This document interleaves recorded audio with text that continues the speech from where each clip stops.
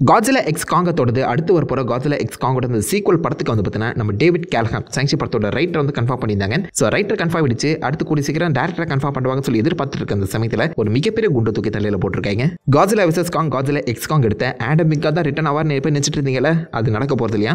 Adam விகாட் இப்போதைக்கு 84 ஆன்ஸ்லாட்டுக்கு ஒரு படத்தை வந்து பார்த்தீங்கன்னா டேரக்ட் பண்ணுறதுக்காக போயிருக்காரு. ஸோ அதனால் இப்போதைக்கு காட்ஸிலா எக்ஸ் காங்கோட அந்த சீக்வல் அடுத்த படத்தை நம்ம ஆடம் விகாட் டேரக்ட் பண்ணாமல் ஒரு புது டேரக்டரை இறக்கி தான் சப்போஸ் செய்ய போகிறாங்களாம். ஸோ இது நல்ல விஷயமா கெட்ட விஷயமான்னு கேட்டிங்கன்னா எனக்கு ரொம்ப நல்லது போல தான் தோணுது. பிகாஸ் இதுக்கு முன்னாடி 2 படங்களையுமே நம்ம ஆடம் விகாட் எடுத்துட்டாரு. 2மே டீம் அப் மூவி. ஸோ இதுக்கப்புறம் வரப்போகிற படமும் டீம் அப்பாக இருந்துச்சுன்னா நல்லா இருக்காது.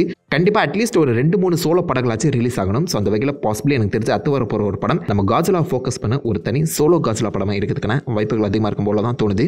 ஆடம் விகாட் இந்த டீம் அப் மூவியில் ஒரு ட்ரெயிலர் எடுக்கணும் தான் சொல்லி ஆசைப்பட்டு இருந்தாரு. ஸோ அதன்படி இப்போதைக்கு இந்த காட்ஸிலா எக்ஸ் காங் வந்து ரீச் ஆயிடுச்சு.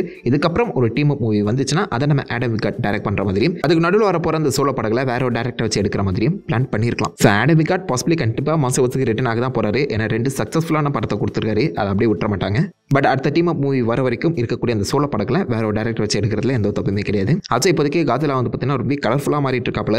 கொஞ்சம் டார்க் டோனுக்கும் புஷ் பண்ணும். ஸோ ஆடம் விகாட் கலர்ஃபுல்லான அந்த படங்களை ஃபாலோ பண்ணிட்டு இருக்க அந்த சமயத்தில் டார்க் டோனில் இருக்கக்கூடிய ஒரு டேரக்டர் வச்சு இந்த படத்தை ஃபாலோ பண்ணாங்கன்னா இன்னும் நல்லா இருக்கும்னு தோணுது. ஸோ ஆடம் விகாட் டெக்னிக்கலாக அடுத்த படத்துக்கு ரிட்டர்ன் ஆகலை. அண்ட் அதை வச்சு பார்க்கும்போது பாசிபிளி அடுத்து வர போகிற அந்த படம் டீம் காட்ஸிலா ஃபேன்ஸ் கொண்டாடக்கூடிய ஒரு சோலோ காட்ஸிலா படமாக இருக்கிறதுக்கான வாய்ப்புகள் அதிகமாக இருக்குது. இதை பற்றி நீங்கள் என்ன நினைக்கிறீங்க? ஆடம் விகாட் ரிட்டர்ன் ஆகணுமா வேணாமா சொல்லுங்க. மறக்காம கீழே கமெண்ட் பண்ணுங்க.